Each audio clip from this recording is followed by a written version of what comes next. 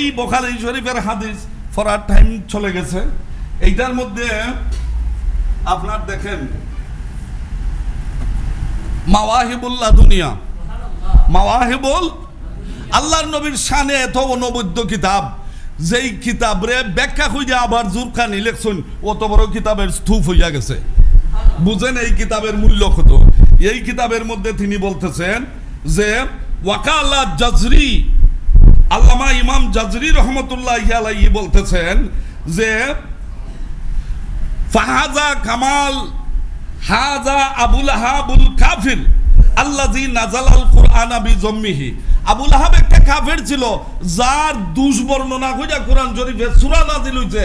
সে যদি নবীজির আগমনে খুশি হইয়া, নবীজির আগমনে খুশি হইয়া সে যদি জাহান্নামে থাকিয়া সুমিষ্ট পানি পাইয়া শান্তি পাইতে পারে, তাহলে ওয়াল্লাহে ওয়া উমরি, আমার জীবনের কসম। তিনি মুহাদ্দিস ইমাম জাজরি আর লেখছেন মাওয়াহিবুল্লাহ দুনিয়ায়, কসম খুদার ওই বুখারী শরীফের আবুল আহাব যে দান করলো হাদিস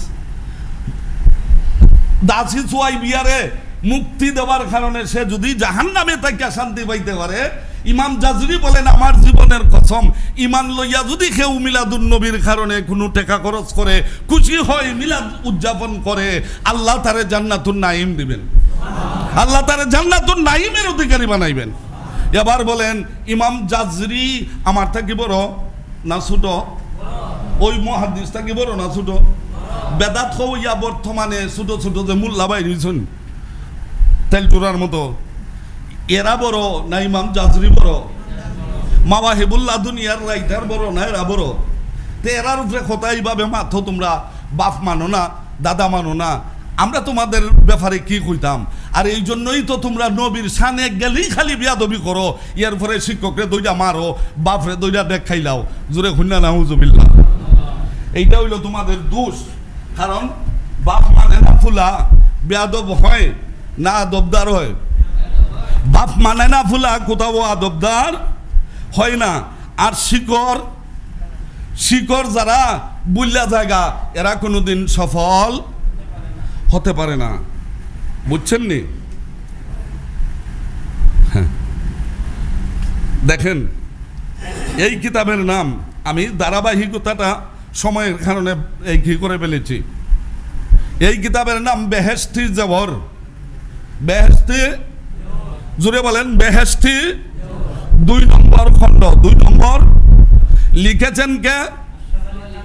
কৌমিগণের সবচেয়ে বড় লেখক, 1000 কিতাব যিনি লেখছেন, তাদের হাকিমুল উম্মত, উনার চেয়ে বড় মুজাদ্দিদ মনে হয় তারার জ্ঞানে অন্তত 1000 বছরের ভিতরে নাই।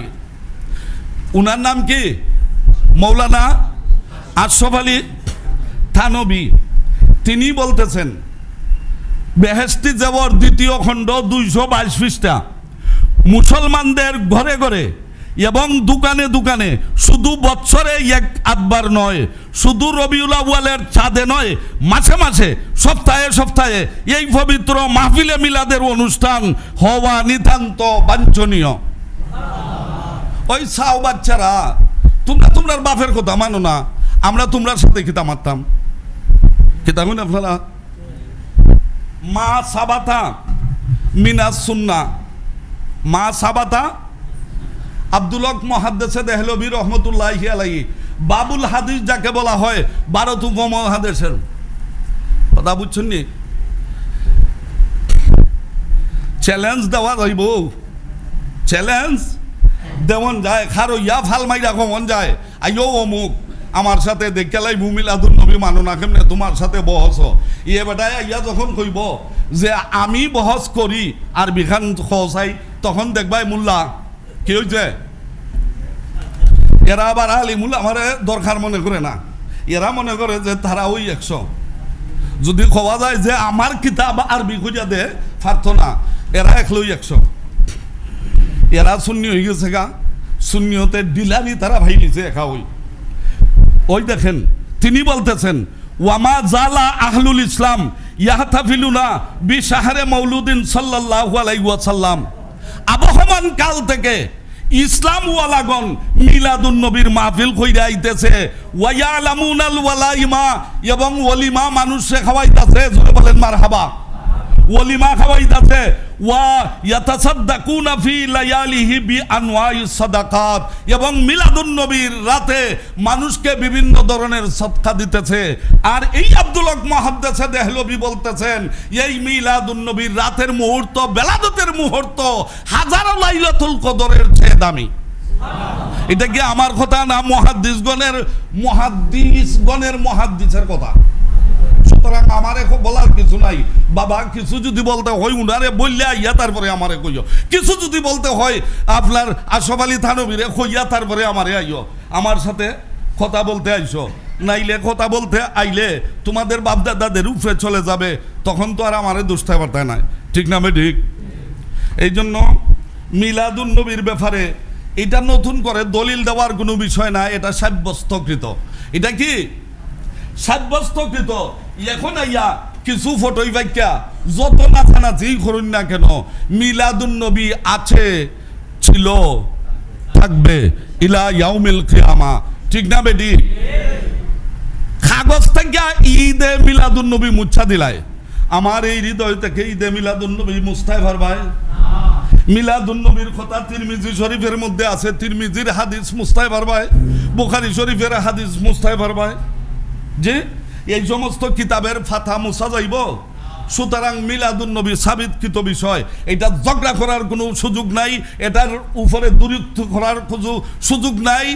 আর কেউ যদি আবার উপযাচক হইয়া বহস করতে আসে, তাকে বলতে হবে আগে তোমার বাপদাদারে বুঝাইয়াও যে তোমার বাপদাদা ঠিক আসলা না বেঠিক আসলা, বেদাতি আসলা না নন বেদাতি আসলা, এটা বুঝা তারপরে আমরা সাথে মাহফিল এই বহসে আসো, নাইলে আইসো না।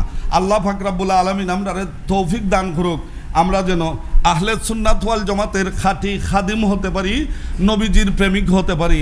নবীজির প্রেমিকদের অন্তর থেকে মিলাদ মুছা যাবে না, ভালোবাসা মুছা যাবে না, পরস্পরে সহযোগিতা মুছা যাবে না।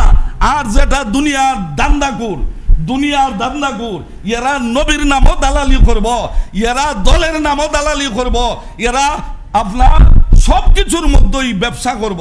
কারণ ইচ্ছা হইল নিজেদের দালালি, ইচ্ছা হইল নিজের ফেট পূজা, ইচ্ছা হইল নিজের বেটাগিরি করা, ইচ্ছা হইল নিজের বড় করে তোলা। অতএব সাবধান, হুঁশিয়ার, যে যাই করি না কেন লিল্লাহ, আল্লাহর জন্য হতে হবে, নবীর ভালোবাসায় হতে হবে, ঠিক না বেটি? আমি সব কিছু না, আমার পরেও আরো বুঝদার আসুন।